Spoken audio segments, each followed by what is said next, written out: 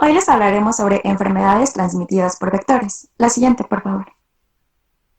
La primera enfermedad de la que hablaremos es del dengue. Esta es una enfermedad viral de carácter endémico-epidémico transmitida por el mosquito Aedes aegypti. Es la arbovirosis más importante a nivel mundial en términos de morbilidad, mortalidad y afectación. Tiene diversas formas de expresión clínica, desde fiebre indiferenciada, que esto es frecuente en niños, y fiebre con cefalea, gran malestar general, dolores osteomioarticulares, con o sin exantema, leucopenia y algún tipo de sangrado, hasta formas graves que presentan choque hipovolémico por extravasación de plasma, con trombocitopenia moderadas o intensas, y con grandes hemorragias en aparato digestivo y otras localizaciones. La siguiente, por favor. Esta se produce más en áreas tropicales y subtropicales. Se dice que se producen 390 millones de infecciones por dengue cada año, de los cuales 96 millones se manifiestan clínicamente. Es uno de los principales problemas de salud de la humanidad. La enfermedad es endémica en más de 100 países de África, América, Mediterráneo Oriental, Asia Sudoriental y Pacífico Occidental. El virus del dengue es transportado de un lugar a otro por viajeros infectados. La siguiente, por favor. El complejo de dengue lo constituyen 4 serotipos virales serológicamente diferenciables. Es dengue tipo 1, 2, 3 y 4. Cualquiera puede producir las formas graves de la enfermedad, aunque los serotipos 2 y 3 han estado asociados a la mayor cantidad de casos graves y fallecidos.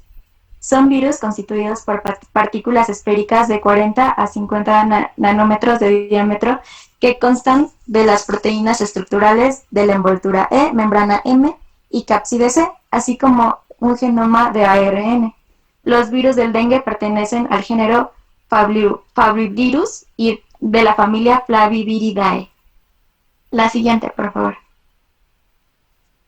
El dengue se clasificaba anteriormente en fiebre del dengue, fiebre hemorrágica dengue, con o sin síndrome de choque por dengue, y para considerar que un enfermo es un caso de fiebre de dengue o dengue clásico, el enfermo debe presentar fiebre y 2 síntomas de las siguientes, como cefalea, dolor retroocular, dolores osteomioarticulares, exantema, leucopenia y algún sangrado.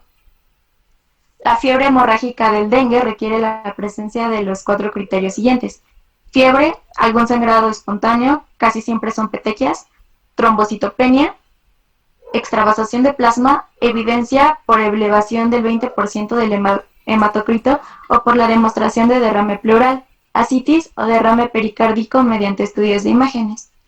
En la actualidad se clasifica el dengue en dengue leve y severo. Los criterios de dengue severo son extravasación severa de plasma, expresada en choque hipovolémico y o por dificultad respiratoria debida al exceso de líquidos acumulados en el pulmón, hemorragias severas, la afectación de órganos, hepatitis severa por dengue, transaminasas superiores a 1000 unidades, encefalitis por dengue o la afectación grave de otros órganos, como la miocarditis por dengue. Estos criterios de severidad tienen de un 95% de sensibilidad y un 97% de especificidad. Los signos de alarma nos permiten identificar tempranamente al enfermo de dengue, que va a evolucionar a dengue severo, y permite iniciar el tratamiento con reposición de líquidos por vía intravenosa y mejorar el pronóstico de este. Los signos de alarma son dolor abdominal, vómitos persistentes, acumulación clínica de líquidos, sangramiento de mucosas y letargia. La siguiente, por favor. Ahora vamos con la fisiopatología. Cuando el virus es introducido por la piel, la primera célula diana es la célula dendrítica presente en la epidermis. Principalmente son las células de Langerhans. Estas se activan y presentan el virus al linfocito T. Los virus que invaden la sangre son identificados por los monocitos y las células endoteliales. Los primeros linfocitos en activarse son los CD4 y posteriormente los CD8, con liberación de citocinas. La respuesta inmunológica del huésped puede ser protectora o patogénica. expresada por una disregulación, que se caracteriza por una producción excesiva de citocinas, así como cambio de la respuesta tipo Th1 a Th2 e inversión del índice CD4 o CD8. El derrame excesivo de citocinas nos produce un aumento de la permeabilidad vascular, que se traduce en una extravasación de plasma, que es la alteración fisiopatológica fundamental del dengue, mediante la cual se escapa el agua y proteínas hacia el espacio extravascular y se produce la hemoconcentración y choque hipovolémico. La trombocitopenia se produce por destrucción de las plaquetas en sangre periférica, por un mecanismo inmunomediado. Las causas de desangramientos en el dengue son múltiples, incluidos los vasculares, y algunas alteraciones de la coagulación por acción cruzada de algunos anticuerpos antivirales contra el plasminógeno y otras proteínas, así como un desbalance entre los mecanismos de coagulación y los de la fibrinólisis. La siguiente, por favor. El dengue es una enfermedad muy dinámica. A pesar de que es muy corta su duración, no dura más de una semana en casi el 90% de las veces. Su expresión puede modificarse con el paso de los días y puede también agravar de manera súbita. El curso de la enfermedad del dengue pasa por 3 etapas clínicas. La etapa febril, la única para la inmensa mayoría de los enfermos, no pasan de ahí, la etapa crítica y la etapa de recuperación. La etapa febril es variable en su duración y se asocia a la presencia del virus en sangre, o sea, viremia. El primer día febril es el día de mayor riesgo de presentar complicaciones. La etapa crítica coincide con la extravasación de plasma y choque, con frialdad de los tegumentos, pulso fino, taquicardia e hipotensión, con grandes hemorragias digestivas asociadas, así como afectación del hígado y de algunos otros órganos. El hematocrito se eleva en esta etapa y las plaquetas alcanzan sus valores más bajos. En la etapa de recuperación generalmente se hace evidente la mejoría del paciente, pero en ocasiones existe un estado de sobrecarga líquida, así como una infección bacteriana sobreañadida. La siguiente, por favor. El cuadro clínico. El síntoma más común del dengue es la fiebre, junto a cualquiera de los siguientes, que son náuseas, vómitos, salpullido, molestias y dolor retroocular, dolor muscular, dolor en las articulaciones o dolor en los huesos, o cualquier signo de alarma que ya les había comentado. Los síntomas del dengue generalmente duran entre 2 y 7 días. La mayoría de las personas se recuperan alrededor de una semana, y las formas atípicas de dengue son hepatitis o hepatopatía, que estas conducen a fallo hepático agudo, encefalitis o encefalopatía, expresada frecuentemente en afectación de la conciencia como el coma. Miocarditis o miocardiopatía, que esta se manifiesta por hipocontractilidad miocárdica con disminución de la fracción de eyección del ventrículo izquierdo y posible fallo cardíaco, así como nefritis o nefropatía, que esta puede causar falla renal aguda. La siguiente, por favor. Los estudios de laboratorio deben incluir biometría hemática completa, y aquí se ve un descenso de la cuenta de leucocitos. Esto hace muy probable el diagnóstico. Disminución rápida en el recuento de plaquetas y un hematocrito que aumenta. Esto hace que sea sugestivo de progresión a la fase crítica de la fuga plasmática. En casos con manifestaciones inusuales de dengue, se pueden considerar estudios adicionales como pruebas de función hepática, glucemia, electrolitos séricos, urea y creatinina, un electrocardiograma, densidad urinaria. El diagnóstico confirmatorio de dengue requiere la detección del antígeno NS1 en suero del 1º al 5º día, o la determinación positiva de anticuerpos IgM del 6º día al día 35, e IgG solo si la IgM resulta negativa. El aislamiento viral puede hacerse en suero, líquido cefalorraquídeo, biopsia hepática o reacción de polimerasa positiva. La siguiente, por favor. En el tratamiento. Un momento, ¿no? Antes de avanzar más el tratamiento. ¿Hasta aquí hay alguna duda, muchachos? ¿Algún comentario que quieran hacer? ¿Alguno de ustedes ha estado en algún hospital de provincia? No. No, No, no, doctor. eso es. Bueno, ¿sí? ¿Por ahí alguien? ¿No? Bueno, porque es probable que en unos meses, cuando estén ya iniciando su internado médico, algunas de las plazas de internado son fuera de la ciudad, son en hospitales de provincia. Y por lo que yo he escuchado, ellos es algo muy variable, pero son muy buenas rotaciones, porque a veces esos hospitales o no tienen residentes o tienen muy pocos y entonces realmente el interno hace la labor del residente, entonces eso lo involucra completamente en lo que es el manejo del paciente hospitalario. Eh, y muchos de estos lugares fuera de la ciudad, pues son lugares donde el dengue es un problema muy, muy fuerte, ¿no? Pregunta, ¿han sabido de casos de dengue aquí en la Ciudad de México? Yo no. No. Eso. No. ¿Por qué? ¿Por qué no hay dengue aquí en la Ciudad de México, Lorian? Será, bueno, influirá el clima, tal vez, y no sé, los cuidados preventivos, o por la altura de la ciudad. Eso es.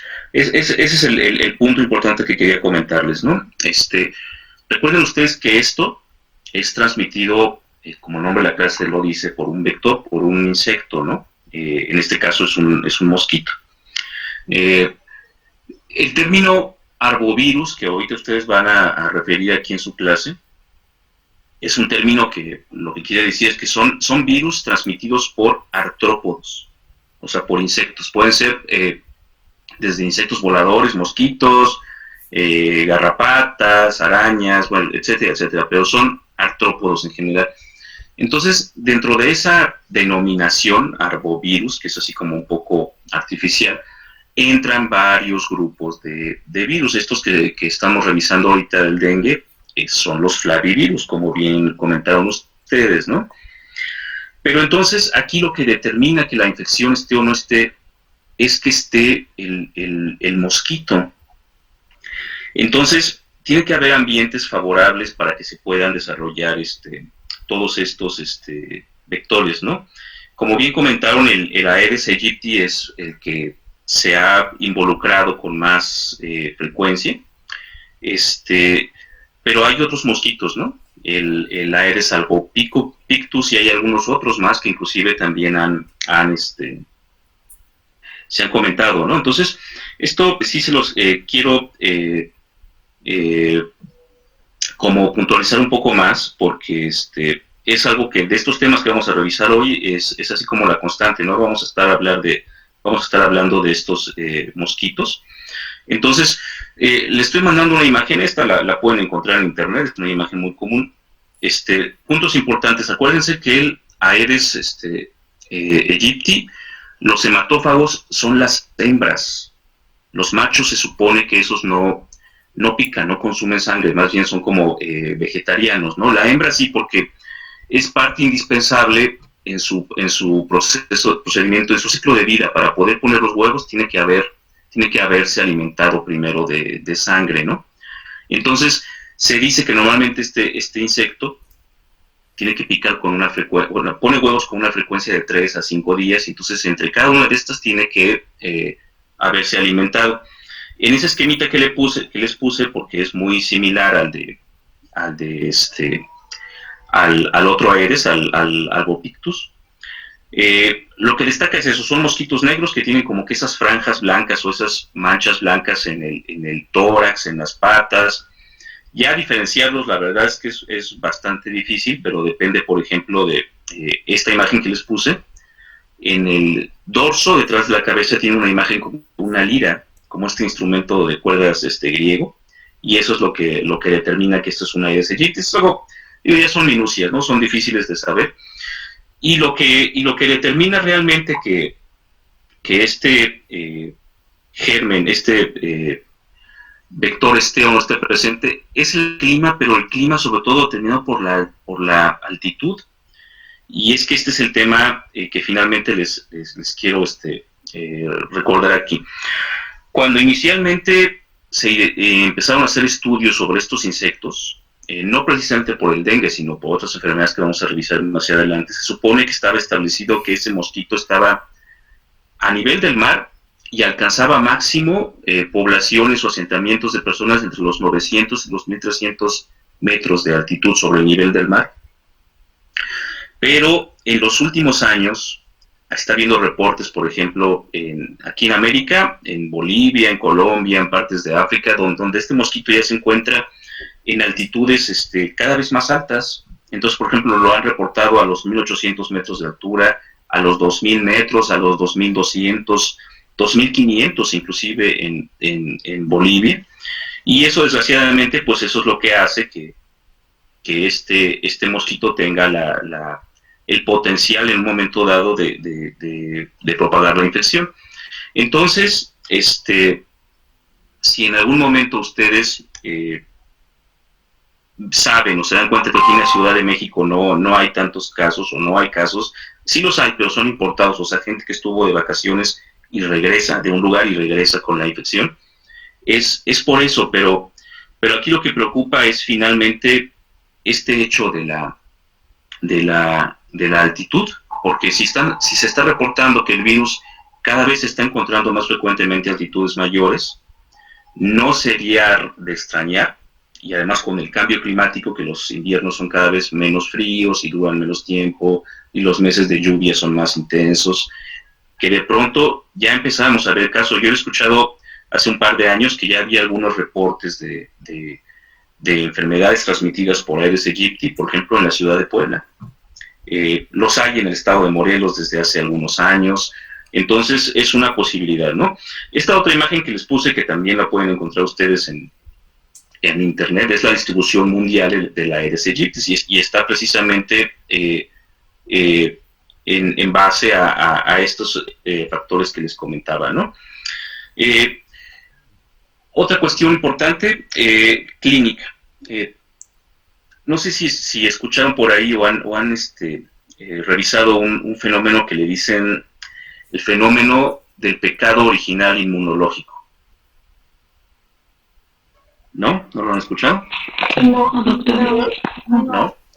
Porque en esto del dengue precisamente parece ser que es una de las razones. Esto no está bien conocido del todo, parece ser que tiene que ver con cuestiones de fisiopatología del linfocito, de linfocitos B, de linfocitos T, pero según parece ser, cuando una persona tiene primoinfección por una cepa, por ejemplo, por la cepa 1 del virus del dengue, independientemente de que su cuadro sea un cuadro asintomático o sea de enfermedad leve o de enfermedad un poco más severa, se va a limitar, como ya bien mostraron en unos días, y eso le va a dejar una inmunidad transitoria contra el virus del dengue. Se dice que, por ejemplo, puede haber inmunidad cruzada contra las otras cepas, el 3, el 4, el 5, pero esta es una inmunidad que dura muy poco tiempo.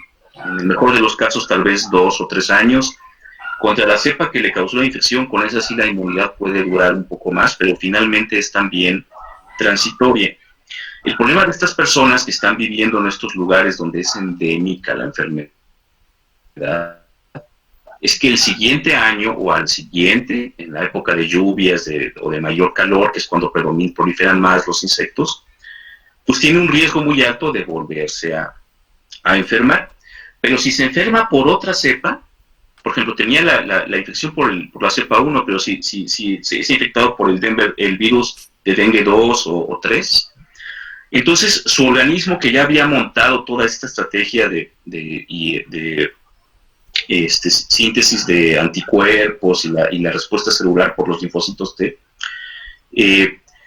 se basa en ese mismo patrón y es la respuesta que hace, y entonces inhibe de alguna forma a los linfocitos B naive, los que son de memoria central, los que van apenas a generar anticuerpos, porque se supone que está identificando como que es una infección ya previamente conocida.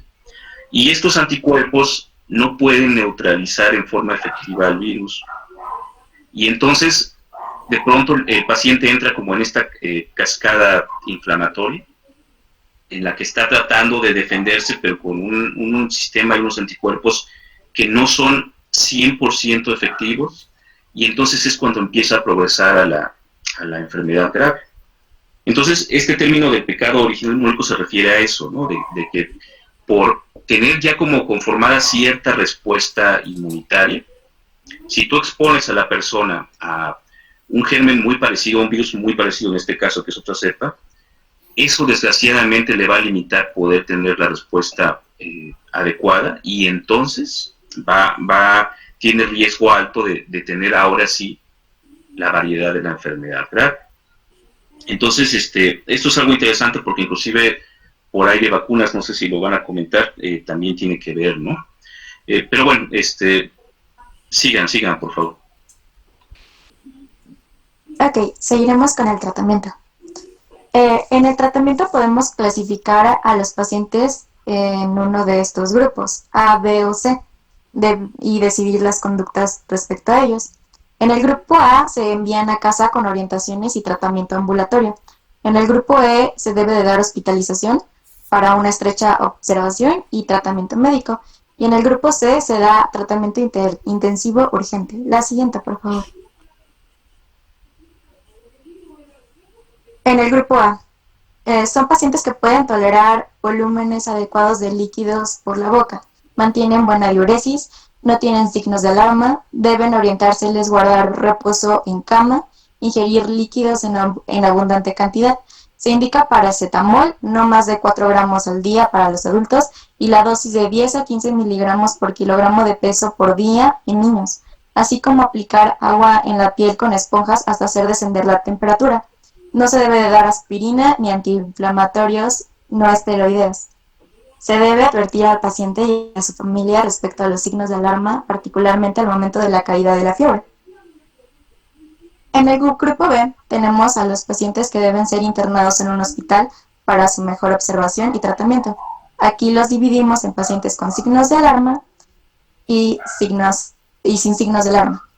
Los pacientes con signos de alarma se les debe dar un plan de, se debe iniciar reposición de líquidos por vía intravenosa utilizando soluciones cristaloides como solución salina isotónica al 0.9%, comenzar por 5 a 7 mililitros por kilogramo por hora y posteriormente mantener la dosis o disminuirla de acuerdo a la respuesta clínica.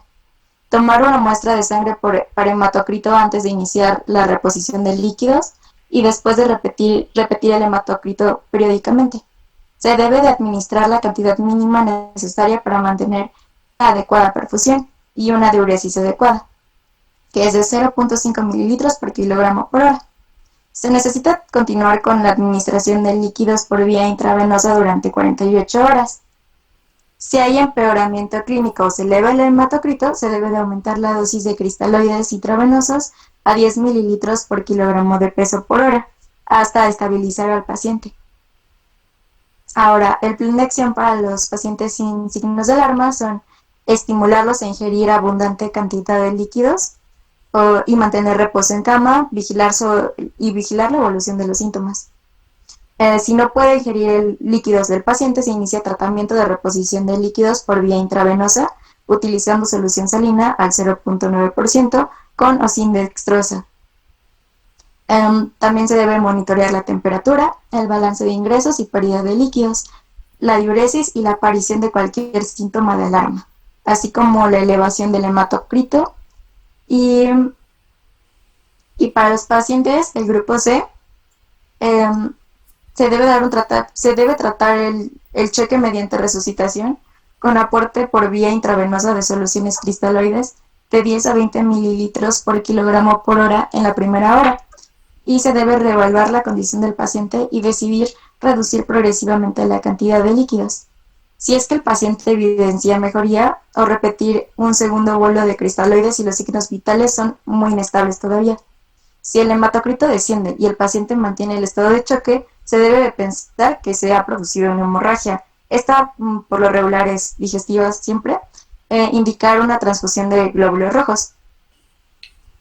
Los pacientes con choque deben ser monitoreados hasta que el periodo de peligro haya pasado. Se deben mantener un cuidadoso balance de líquidos que recibe y pierde. Y bueno, la siguiente, por favor. Perdón, Loren, esto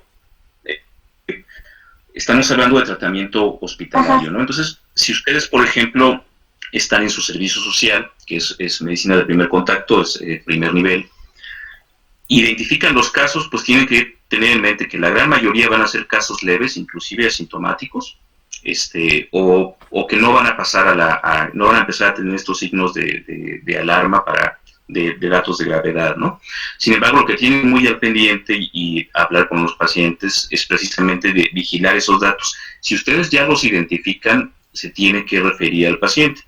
Si están ustedes en un hospital de estos que les comentaba fuera de la Ciudad de México y de pronto en sus rotaciones por urgencias o por medicina interna les llegan pacientes así, todo esto que bien comentaste, pues es el manejo básico del paciente con choque, ¿no? La reposición hídrica, las medidas generales. Desafortunadamente no existe un tratamiento específico, son medidas finalmente de soporte. Y para los pacientes muy graves, precisamente por este riesgo alto de hemorragia masiva y de falla renal, pues sí son pacientes que idealmente se tienen que manejar en una terapia intensiva. Cuando ya estén ustedes, si están finalmente en alguno de estos lugares, es importante que conozcan los protocolos. Cada hospital, aunque estén en el mismo estado, por ejemplo, en Jalisco, se me ocurre, no es lo mismo un hospital del ISSSTE que de la Secretaría de Salud del Estado o del IMSS. Cada uno tiene así como que sus protocolos de cómo abordar y cómo tratar estos casos de dengue grave. Entonces, para que también se familiaricen con esto. Y desgraciadamente, les digo, sí es un problema muy, muy frecuente y muy grave, ¿no? Entonces, en todas las épocas casi todo el año, pero sobre todo en las épocas de calor, si ustedes están en estos lugares, se van a acordar de mí. Es una cantidad de casos realmente muy, muy importante la que llegan a ver, ¿no?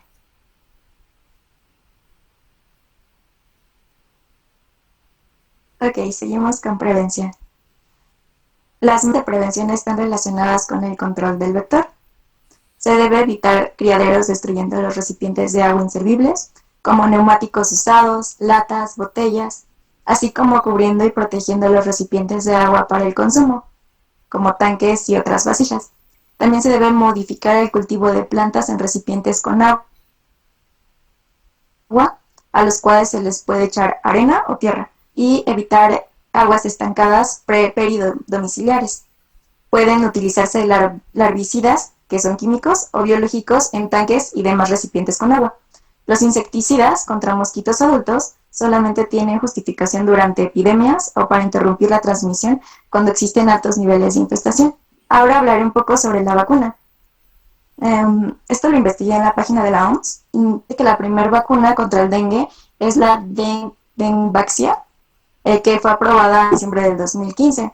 Esta ha sido autorizada por los organismos de reglamentación de 20 países para ser utilizada en personas de 9 a 45 años residentes de zonas endémicas.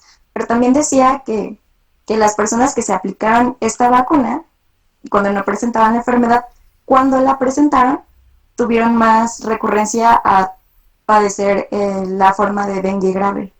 Entonces, no sé qué tan bueno sea aplicarse la vacuna, doctor. Eso es justamente los que les comentaba ahora, por este fenómeno que hablábamos de las diferentes cepas y del dichoso pecado original inmunológico, es que esto puede pasar. Entonces, por ejemplo, esta vacuna que estamos hablando del 2015, 2016 a la fecha, se está comerciando y se está tratando de introducir en más lugares, resulta que tiene esta limitante en la persona que nunca ha padecido dengue. Por ejemplo, ustedes que han vivido aquí en la Ciudad de México y que se van de pronto a su servicio social o a su internado en un lugar como estos, dicen, no, pues yo mejor me quiero vacunar para tener más seguridad. El problema es eso. La vacuna se la aplica, no les va a causar reacción ni nada de esto, pero si llegan a tener la infección, si se contagian estando allá, tienen mucho más riesgo de desarrollar la enfermedad grave por este mismo fenómeno que les comentaba. Si resulta que la cepa del virus que está en ese momento predominando en ese lugar es distinta a la de la vacuna que ustedes le pusieron, pues entonces van a tener esta enfermedad grave. Entonces, por ejemplo, tengo yo entendido que de un par de años para acá la OMS inclusive ya cambió sus lineamientos, y entonces ahora lo que pide para poder vacunar a las personas es que se tienen que hacer primero una serología, tienen que ver cómo están de IgG y contra qué cepa. Y entonces los que ya son seropositivos, los que ya tienen el antecedente de que ya padecieron en algún momento la infección, son los que pueden beneficiarse con la vacuna, porque eso les va a ayudar a que el siguiente año o el siguiente tengan menos posibilidad de desarrollarla, y evidentemente si no la van a desarrollar, pues menos posibilidad de tener la forma grave. Pero para quienes no, quienes nunca han tenido el dengue, no. La vacuna no está recomendada precisamente por este riesgo de que puedan tener la enfermedad grave. Entonces, también tengo entendido que en este mismo sentido se está tratando de modificar esto o de hacer otra vacuna diferente, pero eso es algo que no se ve así como muy próximo, pero bueno, sí es una situación que tienen que saber, y tiene que ver con esto mismo que hablábamos hace un momento.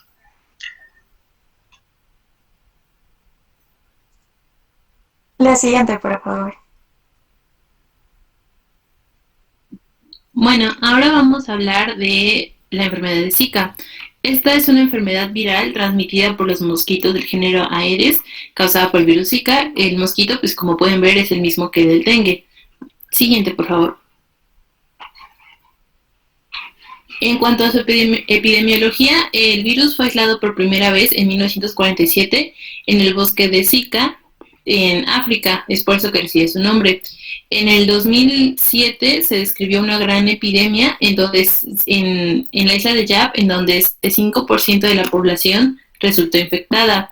En el 2014 se notificó que en la isla de Pascua ya había enfermedad de Zika.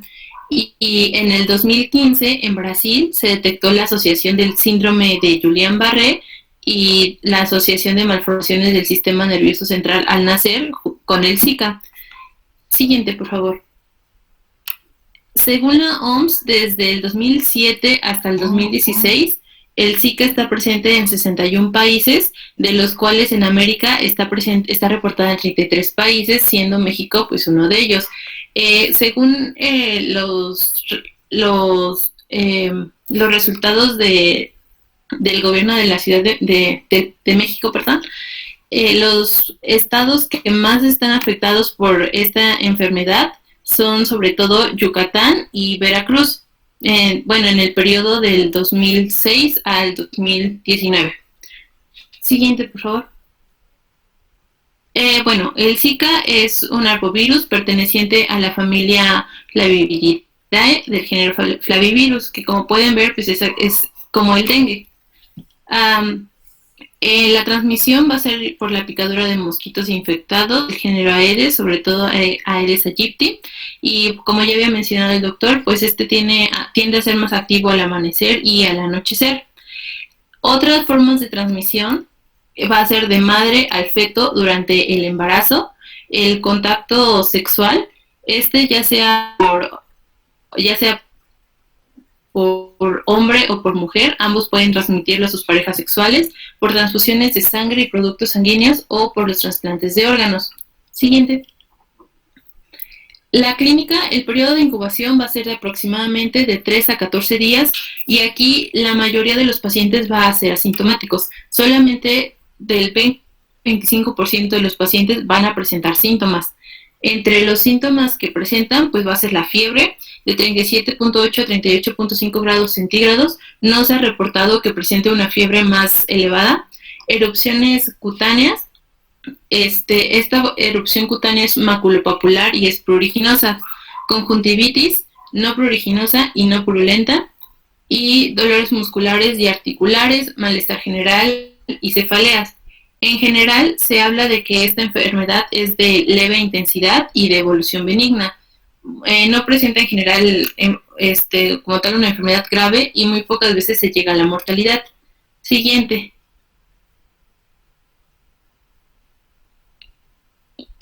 Entre las complicaciones, que esto es como lo más importante del Zika, es que en las embarazadas va a haber una mayor probabilidad de que el bebé nazca con microcefalia congénita y otras complicaciones neurológicas. Esto se habla, bueno, la patogenia no está como muy bien, es poco conocida, mejor dicho, pero se habla de que el virus del Zika tiene un tropismo neuronal, entonces por eso es que se afecta principalmente pues el cerebro como en las complicaciones. Otras complicaciones de las mujeres embarazadas son el parto prematuro, un aborto espontáneo o la muerte intrauterina. Y otra complicación es está asociado al síndrome de Guillain-Barré. Bueno, esta pues ya sabemos que es una enfermedad inflamatoria y autoinmune del sistema nervioso periférico con parálisis ascendente. Lo que pasa aquí, esta enfermedad en general afecta a todos los grupos por edad, pero después de los 10 años la incidencia aumenta 20% por década de la vida. Entonces es más probable que se presente en adultos y se ha visto que hay un predominio en los hombres. Otras complicaciones que también se han asociado son la cefalitis, mielitis, meningoencefalitis, polineuropatía desmielinizante, inflamatoria crónica y otros síntomas neuropsiquiátricos. Siguiente, por favor. El diagnóstico. Antes un comentario. Aquí lo importante es que vean ustedes los síntomas muy similares a los del dengue, ¿no? De hecho, uno en algún momento hasta podría con cierta razón decir es que clínicamente no es posible diagnosticar, ¿no? Porque si es una persona que está radicando en uno de estos lugares donde la enfermedad es endémica y les llega a ustedes refiriendo un cuadro febril, puede ser de moderada o de más intensidad, tiene los ojos rojos, tiene mialgias, ratralgias, puede tener a lo mejor hasta un rash cutáneo por ahí muy leve. Pues si ustedes me dicen es dengue, pues sí, es muy probable. Si me dicen es Zika, también, ¿no? Sin embargo, bueno, aquí, aunque esto desgraciadamente les digo no es algo patognomónico ni mucho menos, lo que me han comentado algunos colegas que han visto casos de Zika aquí en la Ciudad de México, pues no los tenemos por la misma razón, es que como que predomina más en pequeñas articulaciones. Y entonces, por ejemplo, aunque el paciente puede tener dolor de todas las extremidades inferiores, en las rodillas, en la cadera, en los tobillos, donde llega a tener mucha limitación funcional y, por ejemplo, de pronto ya no puede deambular, es por la inflamación y el edema de las articulaciones interfalángicas en los pies o en las manos. Y eso realmente es lo que los incapacita. O sea, de pronto son personas, me han contado, que dejan de salir, que ya no los ven, que tienen, ¿no? Pues es que se enfermó. Y es que tiene tanto esa limitación para caminar o para poder tomar las cosas porque están las manos inflamadas, que eso realmente es el problema, ¿no? Como bien comentaste aquí, la buena noticia es que sí, la mayoría de los casos van a ser de enfermedad leve, sobre todo en personas jóvenes o que no tengan otras morbilidades, y también que la mortalidad es muy baja, y finalmente esto remite después de unos cuantos días, ¿no?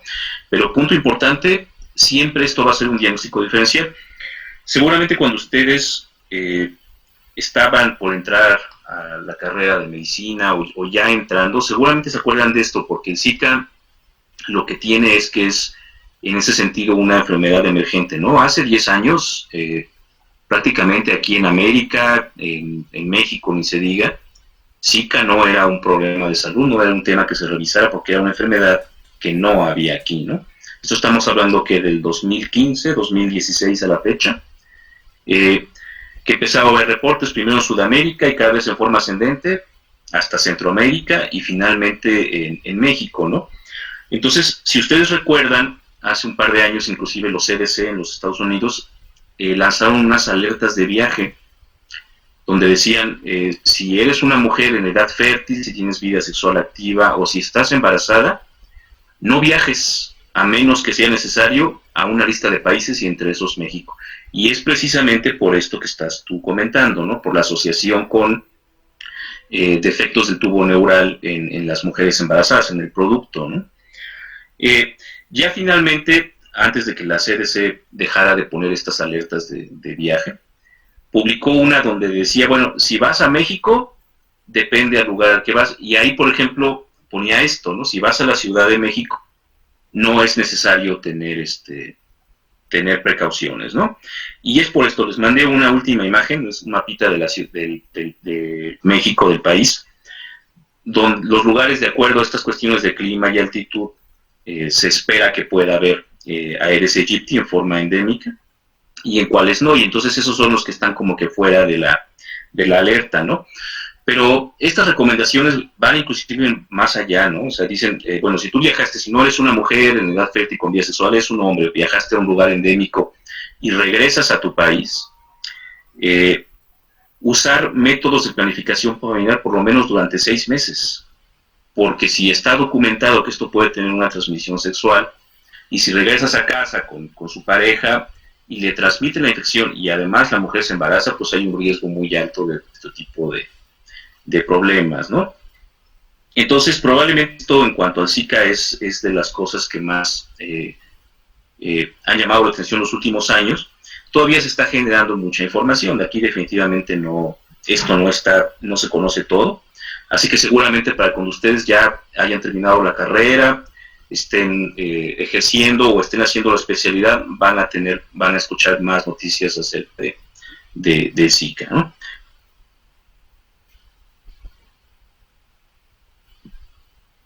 Ok, bueno, el diagnóstico va a ser vamos a tener sospecha a partir de los síntomas y la exposición epidemiológica relevante, pero la confirmación siempre se va a hacer mediante pruebas de laboratorio en muestras de sangre o de otros líquidos corporales.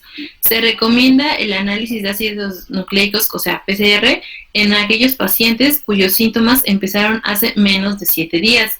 Y serología, se recomienda ELISA para detectar la inmunoglobulina M en aquellos pacientes cuyos síntomas iniciaron hace más de 7 días.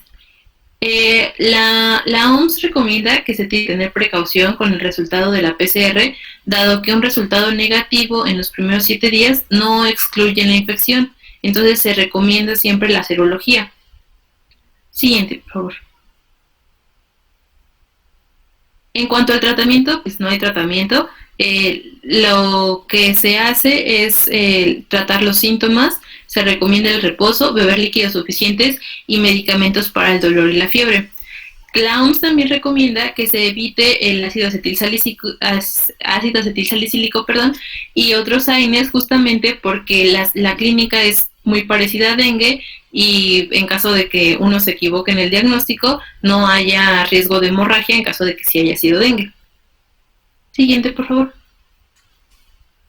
La prevención, pues básicamente es la misma que ya había mencionado Lore, dado que se trata de prevenir pues al mosquito. Se recomienda que se cubra la máxima cantidad de piel, el uso de mosquiteros, los repelentes, que se eliminen los depósitos de agua residual de los floreros y macetas, y lo que ya había mencionado el doctor, en caso de personas que hayan viajado o que hayan estado pues expuestas, se recomienda que tengan prácticas sexuales seguras con el uso del condón durante los 6 meses posteriores a la enfermedad, y en caso de las embarazadas, pues durante todo el embarazo, dado que ha habido reportes de que se puede presentar incluso 6 meses, más allá de 6 meses. Siguiente, por favor. Bueno, ahora vamos con la enfermedad de chikungunya. La fiebre de chikungunya o artritis epidérmica de chikungunya es una forma de fiebre viral causada por el virus transmitido por la picadura del mosquito Aedes. Siguiente, por favor. En cuanto a su epidemiología, el nombre es de origen quimaconde y significa enfermedad del hombre encorvado o retorcido, porque pues da glándula en las articulaciones que pues el paciente prácticamente se dobla por dolor. Fue descrita por primera vez en Tanzania en 1952 y se ha identificado ya en Asia, África, Europa y desde finales del 2013 en América. La mayoría de los brotes ocurre en temporadas de lluvias tropicales y disminuye en estaciones secas, pero se han reportado brotes aún así en la estación seca. Siguiente, por favor. Bueno, es un RNA viral del género de los alfavirus, de la familia Togaviridae, y la transmisión va a ser mediante la picadura de mosquitos infectados. En este caso se han reportado dos principalmente, que es el Aedes aegypti y el Aedes albopictus. Y bueno, suelen picar durante el periodo diurno. En general pican al aire libre, pero también pues dentro de las casas. Y la enfermedad suele aparecer entre 4 y 8 días después de la picadura, pero se ha visto un periodo de entre 2 y 12 días después de la picadura. Siguiente, por favor. La patogenia se va a dividir en 3 estadios diferentes: el intradérmico, el sanguíneo y el de afectación de los órganos diana. En el primero, pues, mediante la picadura de mosquito, los viriones se van a introducir a nivel intradérmico y van a pasar a los capilares cutáneos. Una replicación viral local y van a afectar a las células que sean susceptibles, como los fibroblastos, las células endoteliales y los macrófagos. Después van a pasar a los nódulos linfáticos, donde también van a replicarse, y de allí se van a pasar a la circulación sanguínea hasta llegar a los órganos diana. En el hígado se va a producir apoptosis, y en órganos linfoides adenopatías. Y en los músculos y articulaciones va a haber más replicación viral y la infiltración mononuclear, que es lo que va a causar el gran dolor y la artritis como tal que tienen los pacientes. Siguiente, por favor. Usualmente la enfermedad se va a autolimitar con una duración de entre 7 y 10 días, entonces se espera mejoría a los 10 días. En general, la clínica va a ser una aparición súbita de fiebre mayor a 38.9 grados centígrados, puede ser continua o intermitente y puede ceder un poco con el uso de antipiréticos. Las poliartralgias van a estar presentes en 70 al 100% de los pacientes. Estas son severas, son incapacitantes, generalmente simétricas, y van a predominar en las articulaciones distales, como son los tobillos, las muñecas, las interfalángicas, las rodillas y los codos. También puede presentar erupción cutánea. Esta surge entre los 3 y 7 días después de la picadura. Generalmente va hasta el nivel del tórax y las extremidades. Puede llegar a ser pruriginoso. También presentan cefaleas y náuseas. Toda esta clínica, dentro de los 10 días, se habla de que es una presentación aguda. Siguiente, por favor. Pero hay pacientes que continúan con los síntomas aún después de los 10 días, entonces se habla de una presentación subaguda, llegando a ser incluso una presentación crónica. Esto ya entra como dentro de las complicaciones, la cronicidad. Los pacientes pueden que haya mejoría, pero después vuelven a presentar todos los síntomas, sobre todo las manifestaciones de las dolores articulares, y los síntomas se presentan de 2 a 3 meses después, pero pueden continuar por muchísimos más meses o incluso años.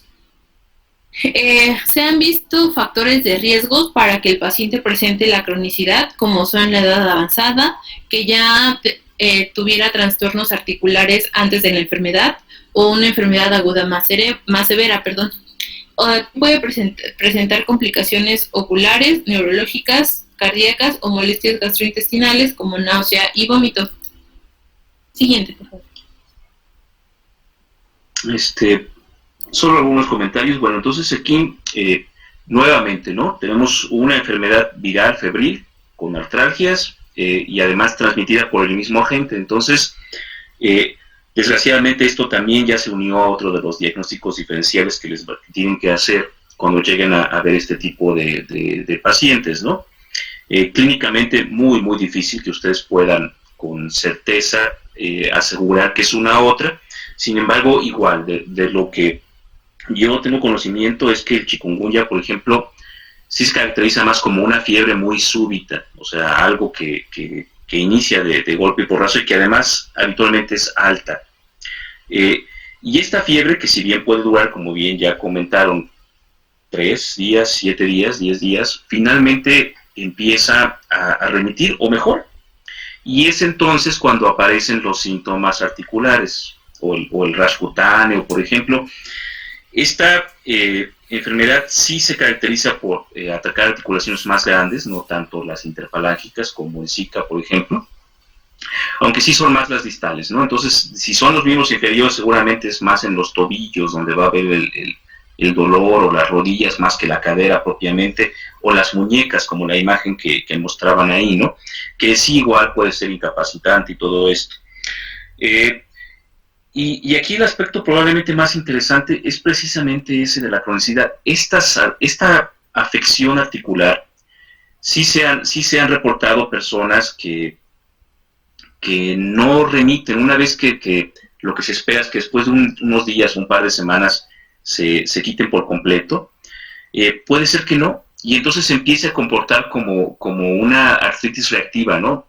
Y síntomas muy similares a los que vemos, por ejemplo, en la enfermedad articular degenerativa, ¿no? Que la gente dice, es que yo en las mañanas no me puedo levantar porque tengo rigidez, tengo dolor articular, siento mis manos hasta inflamadas, y ya conforme avanza el día va mejorando. O si empiezo a subir escalones o camino mucho, me empiezan a doler los tobillos otra vez, o las rodillas. Y además esto puede tener un componente intermitente, efectivamente, o sea, de pasar temporadas de semanas o meses en los que no haya síntomas o síntomas muy leves, a temporadas en los que la molestia otra vez, ¿no? Entonces es algo muy interesante, ¿no? Porque de las enfermedades febriles que cursan con afección osteoarticular, probablemente esta es la única que se ha comentado, este comportamiento de que en algunos casos puede ser la cronicidad, ¿no? Igual no se conoce mucho de esto, pero los puntos que tú comentas son importantes, ¿no? Parece ser que esto es más frecuente en personas que ya tengan alguna otra patología, personas con sobrepeso, diabetes, problemas articulares, o personas de la tercera edad. Adelante, por favor. Sí, bueno, el diagnóstico va a ser igual, pues, sospecha clínica más que nada, y el contexto epidemiológico, pero lo mismo que con las pasadas, pues el diagnóstico va a ser confirmatorio únicamente con prueba de laboratorio, que igual se recomienda el PCR y el ELISA para los anticuerpos IgM e IgG contra el virus de chikungunya. En caso de que realicemos otros laboratorios, podemos encontrar que el paciente cursa con linfopenia o trombocitopenia transitoria, pero igual no se presenta esto en todos los pacientes. El virus puede aislarse en la sangre en los primeros días de la infección, y bueno, se ha visto que las mayores concentraciones de IgM se registran entre la semana 3 y 5 después de la aparición de la enfermedad, y van a continuar persistiendo durante aproximadamente 2 meses más. Siguiente, por favor. El tratamiento, pues igual no existe un tratamiento específico, se tratan los síntomas, se da antipirético para la fiebre o analgésicos, pues para el dolor que sienten los pacientes, y se recomienda una buena ingesta de líquidos. Y bueno, aquí algo importante es que la enfermedad va a aparecer solamente una vez en la vida y ya no les vuelve a dar la enfermedad. Siguiente, por favor. Aquí, por ejemplo, una pregunta interesante, bueno, ¿y por qué está así, no? Porque efectivamente el chikungunya sí se ha descrito que esta sí va a generar una inmunidad permanente. ¿Y por qué las otras infecciones que acabamos de revisar no? Todas son arbovirus, ¿no? Son enfermedades virales transmitidas por insecto, por vector. Es que el chikungunya es otra familia, ¿no? Tanto el virus del dengue como del Zika, flavivirus, y el chikungunya entra en otra familia que es la de los togavirus, la togaviridae.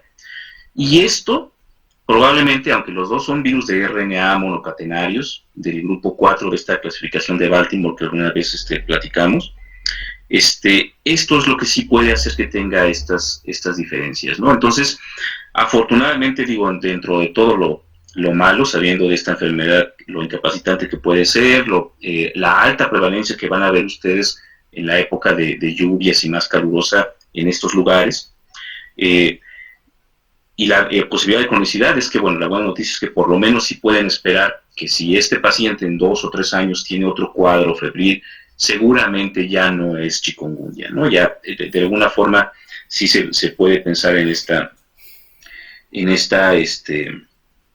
en esta situación de la inmunidad persistente, ¿no?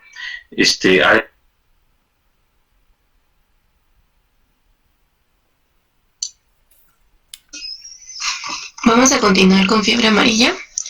En sentido general, la fiebre amarilla es una enfermedad que se va a caracterizar por fiebre elevada e ictericia, de donde toma su nombre. También hay hemorragias, afección en la función hepática y renal, y un estado tóxico grave que, si no se diagnostica a tiempo, pues puede ser mortal. Esta enfermedad va a afectar a personas de todas las edades, sexo y razas. Y pues la severidad, como en toda enfermedad infecciosa, pues va a depender de la inmunidad de base del paciente, si existe una protección cruzada con otros fabrovirus, la inmunidad natural, si ya el paciente está vacunado, la exposición al contagio y otras comodidades que puede tener. Que estas comodidades puedan producir una depresión del sistema inmune y también afectación hepática, renal y cardíaca. La que sigue. Bueno, en cuanto a su epidemiología, cada año la fiebre amarilla afecta alrededor de 200,000 personas y tiene una mortalidad del 20 al 60%. La tasa de mortalidad es mayor en América.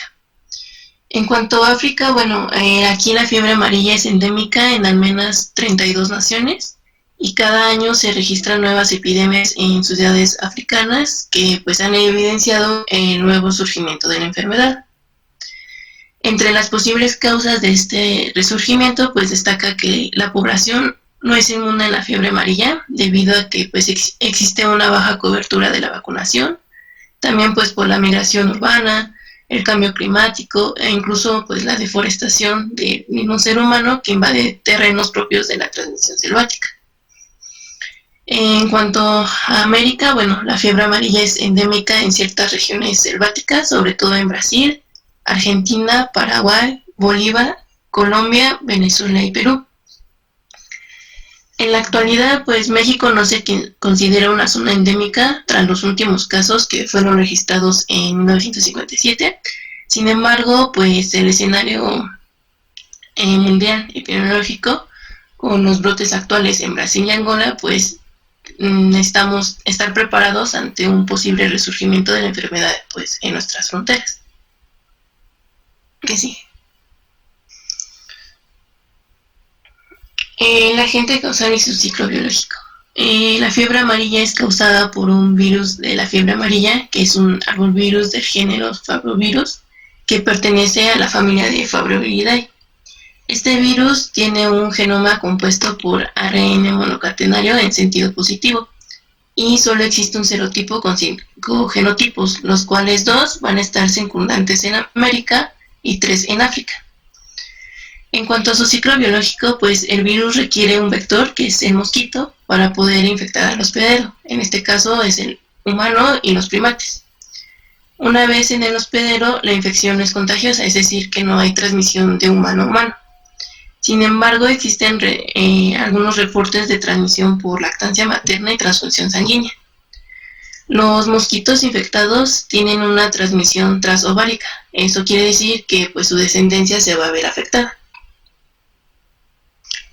Este virus de la fiebre amarilla tiene un ciclo primario que infecta a los primates en regiones tropicales del continente africano y Sudamérica. En cuanto a la transmisión del virus en humanos, ocurre por 3 ciclos principales, que es el ciclo selvático, el ciclo intermedio y el ciclo urbano. El primero, que es el ciclo selvático, aquí el humano es accidentalmente infectado por mosquitos selváticos, que son pues, los responsables de perpetuar el ciclo en los primates. Ocurre de manera esporádica, principalmente en hombres por razones laborales que van a trabajar en selvas tropicales de América y Sudamérica. En África el vector más común en este ciclo es Streptomyces africanus, mientras que en Sudamérica es por el género de Aegamogus. El segundo ciclo es el ciclo intermedio, y este va a ocurrir cuando los mosquitos infectan indistintivamente a humanos y primates. Aquí, bueno, se van a formar brotes en zonas rurales que van inmersas en la selva africana. El vector más importante en este ciclo es Stegomyia simpsoni. El último ciclo es el ciclo urbano. Este ciclo ocurre cuando la transmisión ocurre a cargo de mosquitos, que es principal es Aedes aegypti, y el hospedero primario, que es el humano. Ocurre en formas de epidemias expansivas debido a los movimientos de los humanos o por transportación de los mosquitos infectados. El periodo de incubación es aproximadamente de 9 a 12 días y posteriormente el mosquito permanece infectado de por vida y es capaz de transmitir la enfermedad. Una vez que el virus ya pueda penetrar la piel de su huésped, se va a los ganglios linfáticos regionales. Ahí se va a multiplicar y va a pasar a la circulación sanguínea, donde se va a concentrar en órganos como hígado, riñones, vaso, médula, incluso corazón. Después va a producir una necrosis de las células de los órganos que invadió, sobre todo va a afectar al hígado. En el riñón puede producir nefrosis hemoglobinuria y en el corazón producir focos de miocarditis y pericarditis. ¿A que sí? Bueno. Antes, unos comentarios nada más. Este cuadrito que muestras del ciclo selvático y del ciclo urbano es algo bien interesante porque lo van a ver descrito también en chikungunya, en Zika, inclusive hasta en el dengue, ¿no? Dengue, por ejemplo, una cuestión importante es que el único hospedero conocido es el humano. Entonces esto sí es como una enfermedad propia. Si bien pueden ser diferentes variedades de insectos, el Aedes aegypti o el Aedes albopictus, los que lo transmitan, el reservorio y los hospederos es el humano. Sí, ya Zika, chikungunya, fiebre amarilla, son enfermedades que se pueden considerar inclusive desde el punto de vista zoonóticas, ¿no? Porque también son de animales y accidentalmente o dentro del ciclo pueden involucrar al hombre. Les mandé una última imagen, que es la distribución mundial del otro Aedes, el Aedes albopictus, que si ustedes ven es mucho más restringida. Cada vez hay más hallazgos de que lo están encontrando en otros lugares fuera de los habituales, y es que el cambio climático finalmente está afectando la distribución de todos estos vectores a nivel mundial. Y solo para recalcar, Aedes aegypti es un mosquito que está completamente adaptado al ser humano. Entonces ese lo van a encontrar donde haya asentamientos humanos. Es más abundante en ciudades o poblaciones ya de un tamaño importante, pero inclusive en pequeños pueblos o localidades también lo pueden encontrar. Y es un mosquito que está adaptado para vivir en muy íntima cercanía con el ser humano. Entonces habitualmente es un insecto que vive dentro de la casa o en el patio adyacente o en la calle adyacente a la casa, ¿no? Donde se detecta un enfermo, pues es que es un mosquito de ahí mismo, de su casa, ¿no? Y es el mismo que va a estar contagiando a los otros.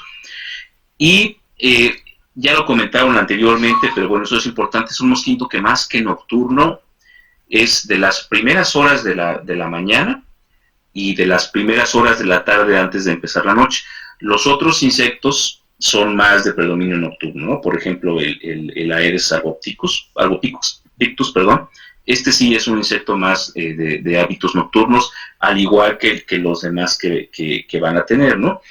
Entonces, esto, bueno, ya como conclusión, y lo vamos a comentar más tarde, sí, yo creo que va a tener relevancia porque seguramente son enfermedades que se van a considerar ya reemergentes, porque en México, teóricamente, fiebre amarilla ya no tenemos, pero todos estos cambios, tanto en la distribución de la población como del clima, nos van a estar exponiendo cada vez más a los vectores, ¿no?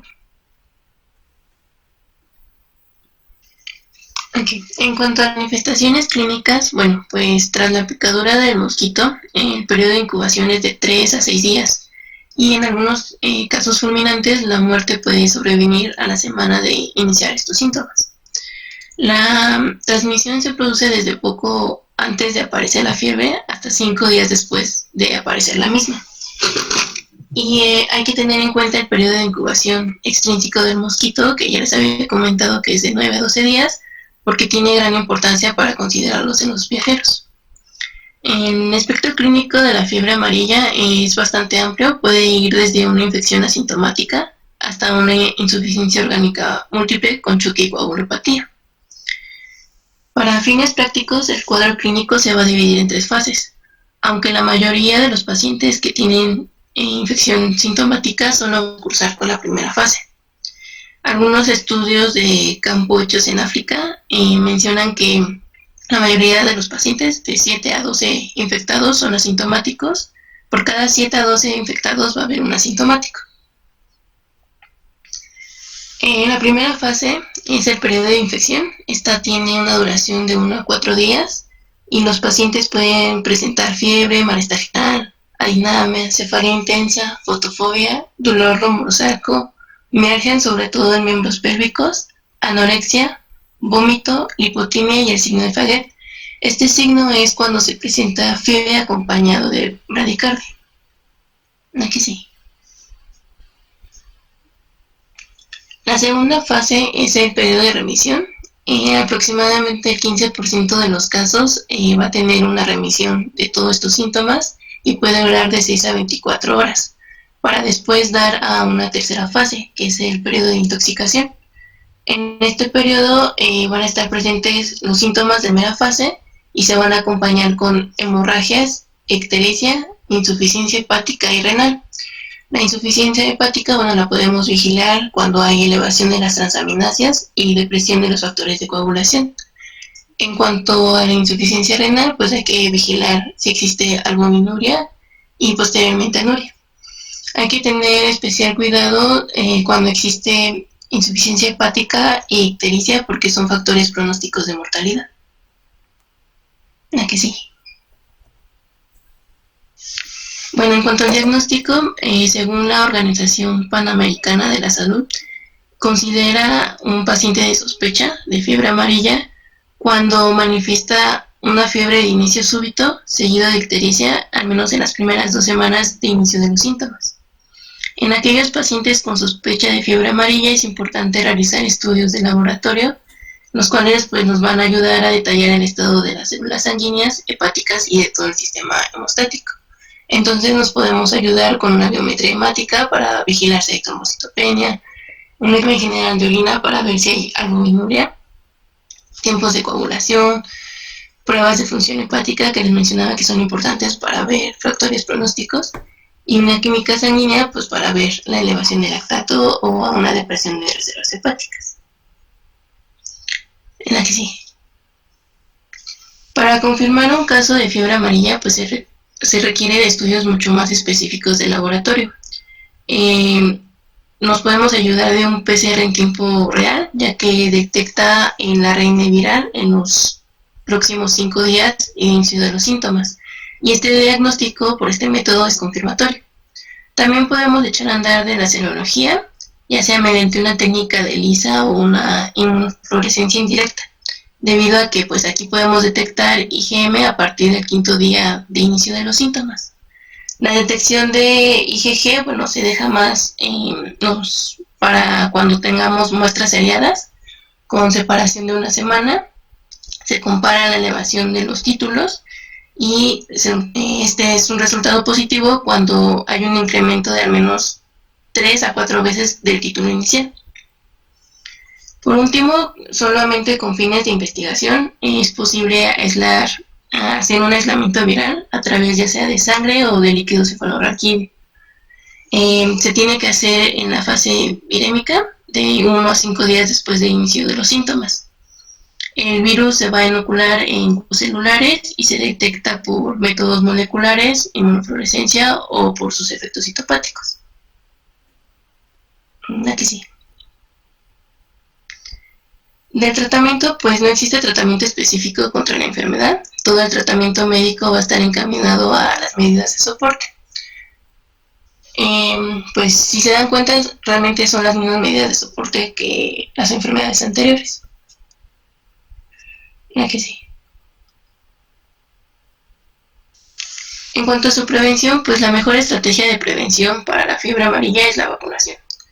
La vacuna es de virus vivos atenuados de la cepa 17D. Su administración es subcutánea y la dosis que se implementa es de 0.5 mililitros. La población que se sugiere vacunar van a ser viajeros a zonas de riesgo, a zonas endémicas, que sea parte también del esquema rutinario de las personas que viven en países endémicos y como una medida de control ante un brote de epidemia amarilla.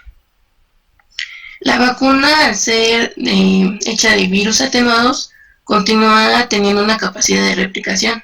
Esto es relevante porque hay dos principales efectos adversos graves relacionados con esta vacuna, que es la enfermedad viscerotrópica y la enfermedad neurotrópica.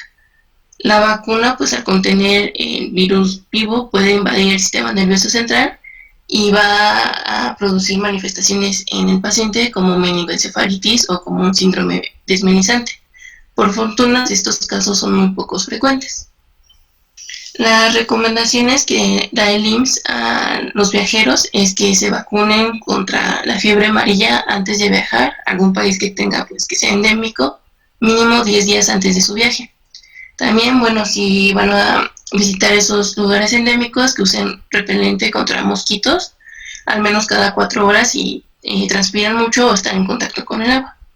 El uso de mangas largas, pantalones largos y mosquiteros en la cama, pues con el fin de evitar esa picadura. Ya, la que sí.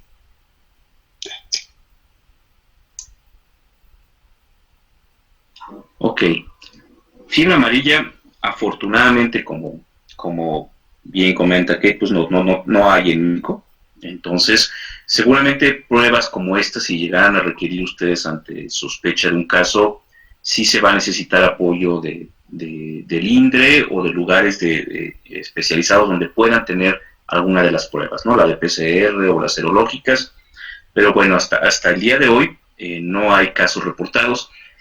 La fiebre amarilla, pues la trascendencia que tiene es que de todas estas que hemos hablado, pues a excepción, bueno, del paludismo que vamos a ver después, es una enfermedad que tiene muchos años, ¿no?, acompañando al ser humano. Entonces se le conocía muy bien, pero obviamente si dejas de tener casos, pues es algo que ya no se sospecha de primera instancia, ¿no? Y la mortalidad, que es otro de los problemas serios, ¿no? Como ustedes bien vieron, esta posibilidad de causar esta falla hepática fulminante, pues es mucho mayor que en las otras, inclusive más que en el dengue en su variedad grave, y por eso la relevancia, ¿no? Entonces, yo aquí probablemente como que lo que les daría como recomendaciones así, bueno, la vacunación. Esto de la vacuna sí, efectivamente, en México actualmente es sobre todo para viajeros, ¿no? Entonces, si piensan ir a Brasil, por ejemplo, ahora que fue el Mundial, no sé si supieron de casos, o a África, por ejemplo, sobre todo si vas a estar periodos prolongados de tiempo o fuera de áreas urbanas, que te vas, no sé, a ver animales o de cacería, alguna cosa de estas tan exóticas, sí tienes que ponerte esta vacuna con los riesgos que ya tiene, ¿no? Entonces, lo que yo les comentaba así como, primero, estén muy atentos porque de la forma en que están dándose los cambios en distribución de los vectores por el mismo cambio climático y la forma también en la que la población humana está cada vez invadiendo más áreas que antes estaban restringidas, que eran como nichos naturales, por decirlo así, va a hacer que los siguientes años seguramente empecemos a ver cosas que no habíamos visto antes, ¿no? Esto de la fiebre amarilla, realmente las alertas son porque sí, ya se empezaron a reportar casos en Sudamérica que no había antes. Tengo yo conocimiento que en Estados Unidos ya hay reportes de casos, aunque son casos importados, no son casos que se hayan contagiado ahí, pero eso siempre debe prender las alertas, ¿no? Porque si esto no se detecta a tiempo, pues el siguiente paso es que la transmisión ya se vuelva local. Entonces, estar preparados ante posibles casos que pudieran llegar a haber de fiebre amarilla y, por ejemplo, de dengue o chikungunya o zika. Si el vector, si la Aedes aegypti cada vez se está encontrando ya en altitudes más altas y si los cambios en el clima siguen de la forma que se están dando, sí, estar atentos porque puede ser que de repente los empecemos a ver ya en lugares donde no había antes, ¿no? En la Ciudad de México, por ejemplo, si eso pasara, híjole, pues la verdad es que sí va a ser un problema muy fuerte poderlo controlar, ¿no? Y como recomendación final, para su internado, para el servicio social en general, ¿no? Si ustedes van a salir o si sus pacientes les comentan que van de vacaciones, todas estas precauciones que ya estuvimos viendo, ¿no? Protéjanse de las picaduras de los insectos, ¿no?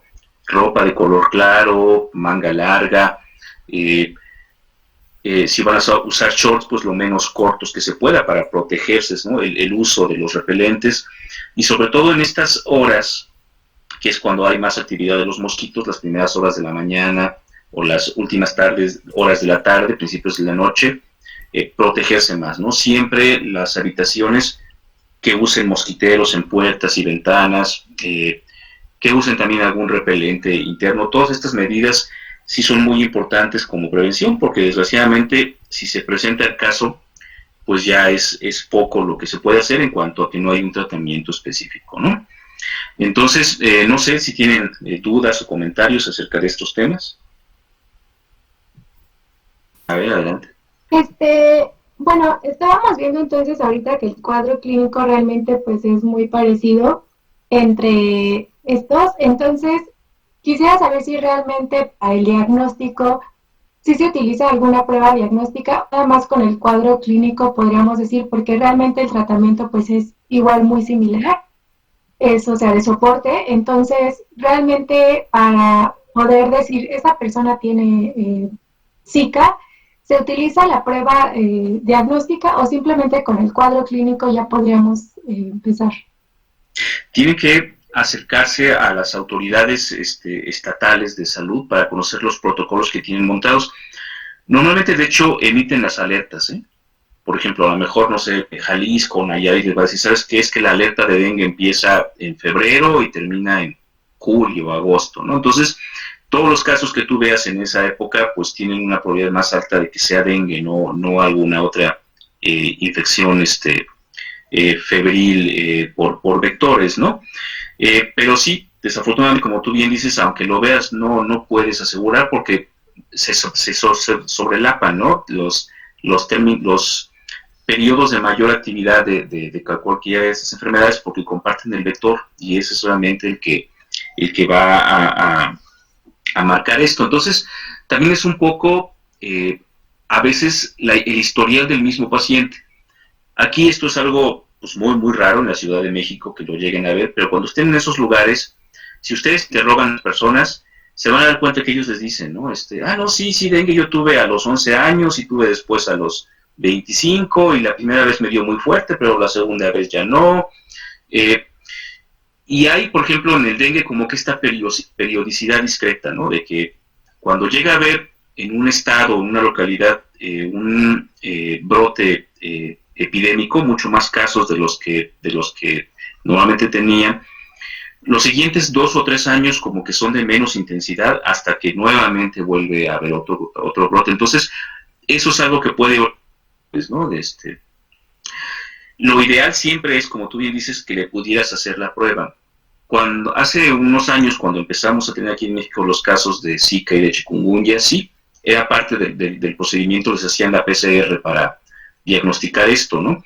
Actualmente yo creo que deben de tener en estas localidades cierto tipo de pruebas, pero seguramente son limitadas. Entonces, sí van a tener que estar mucho en comunicación para ver primero la disponibilidad de las pruebas que tienen, si les llega un caso, cuándo sí está indicado que le puedan hacer una o todas, ¿no? Sería lo ideal, ¿no? Que le hicieran como que la batería de estudios, o si se tienen que referir, por ejemplo, al segundo nivel de atención para que ahí les hagan las pruebas. Pero sí, desafortunadamente, sobre todo pensando en el panorama de que ya estén ustedes en su servicio social, en un consultorio rural de primer contacto, donde es difícil poder trasladar pacientes o aunque les den la indicación, pues no quieren ir. Sí, muchas veces va a ser algo más bien clínico, manejarlos con medidas de soporte y, bueno, sí explicarles muy bien las medidas de alarma para poderlos referir al lugar donde sea necesario. Gracias.